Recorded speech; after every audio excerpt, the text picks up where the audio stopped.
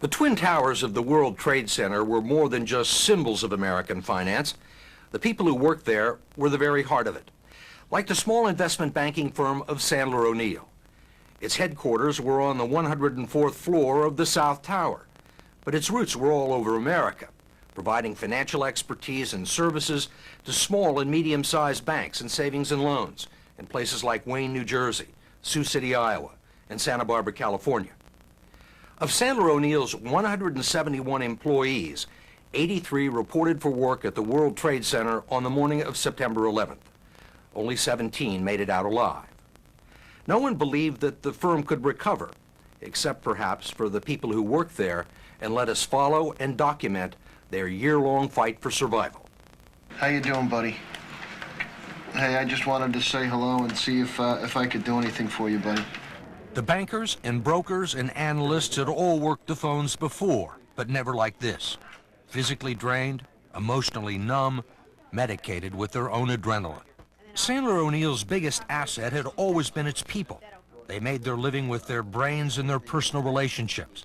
Now that intellectual and human capital had been depleted. It was just incredible that 66 people could be missing, and nothing, just like they were gone. As that grim reality set, the job of leading the crippled firm fell on the shoulders of its 45-year-old managing partner, Jimmie Dunn. Your people have got to know your passion for the company. You know, and if they don't, and that's the first word. You used that word tonight, passion. It's a hell of a word. You used the word attitude.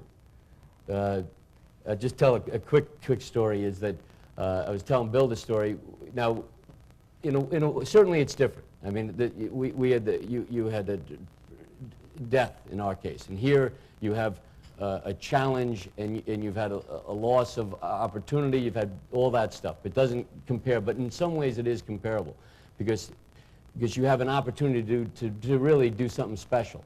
And I think that this management team will do something special, and you ought to be excited about it and want to get on board and make sure the people beneath you feel that way. But I went out to our Chicago office. This was a few months after the 11th, and I got a real good guy, runs research department. A partner of mine runs the office, and he said, "Jimmy, you got to do me a favor. You got to talk to so and so. You got to cheer him up." Now, with all due respect, we had been working 22-hour days for 8 weeks in a row, doing everything that we possibly could. Felt like we had a real responsibility to our families, to our employees, to everyone, to the clients that were helping us, everybody. It sort of grated me the wrong that I got to cheer this guy up, and I said, "Well, what are you talking about?" "Well, he's down, he's this, that, and the other thing." I said, "Okay, Kenny," I said, "I'll cheer him up. Can we do it together so that you can tell me how I did?" He said, "Absolutely." So he brings the guy in. I said, "Hey, Paul, how you doing?" I said, "Listen," I said, "do me a favor." I said, "Before we get started, how would you grade Christine, with the sales assistant working? How would you grade her attitude in business and how she's responded and all the challenge we have?" He said, "Well, I'd give her a 9. I said, "Okay, that's good." Now, how would you grade Kenny? Not what Kenny's wife thinks about him or how would you grade Kenny's attitude? He said, "Well, I'd probably give Kenny a 10. I said, "Okay, that's great." I said, "How would you grade me?" He said, "Well, Jimmy, I hate to say it because I don't want you to think I'm doing up to you, but I'd give you a 15. I said, "Okay."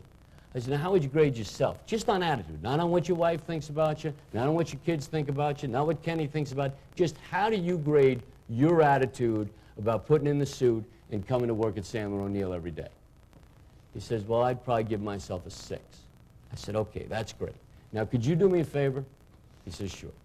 I said, "Go back to your desk, date it a month from now, and write your letter of resignation to me, okay? And in a month's time, if you can't grade yourself 9 or 10 as a minimum on the one thing that we can control, we just saw planes go in the World Trade Center, disrupt people's lives beyond comparison. You have interest rates doing this. You have financial issues over here. The one thing you can control is your attitude, and you give yourself a 6. I appreciate the honesty. But if in a month's time, if you can't give yourself a 9 or a 10, sign the letter and send it to me. It's been good knowing you." Now, I said something else which you all in a corporate world can't say to him, all right? okay? And I shouldn't have really said it to him. But I'm not really that regretting that I did, okay? And that ended the meeting, all right? So when he left and I looked at my partner, I said, how'd I do? Did I cheer him up? And, you know, and he said, Jimmy, I said, just trust me, Ken. You know, we'll either hear from him very soon, and he's going to be terrific, or he'll go. We can tolerate both conditions.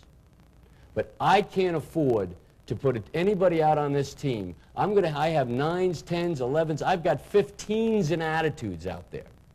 And it is my responsibility and obligation to them, all right, to them, that I've got to field a team that has 9s and ups.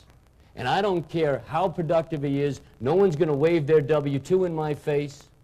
No one's going to wave his diploma in my face. If I can't field a team at 10s, they're gone. That's it. What's next? Now, you know, you're not all going to buy this, okay? It's not, and you wouldn't all be, my style is not going to work for everybody. But you can control your attitude. And if you grade yourself, just think about yourself, all right? Don't have the same conversation with Bill Harrison, all right? But whatever grade you give yourself on attitude, deduct 2, because that's what the people underneath you view it as. It is, all right? So that's what they see. So every little tiny comment when you made, that's the J.P. Morgan way, or our stock's down again today, you see, you don't say that. You can't say that stuff. I'd even disagree to say that the stock was up today. We're running a business.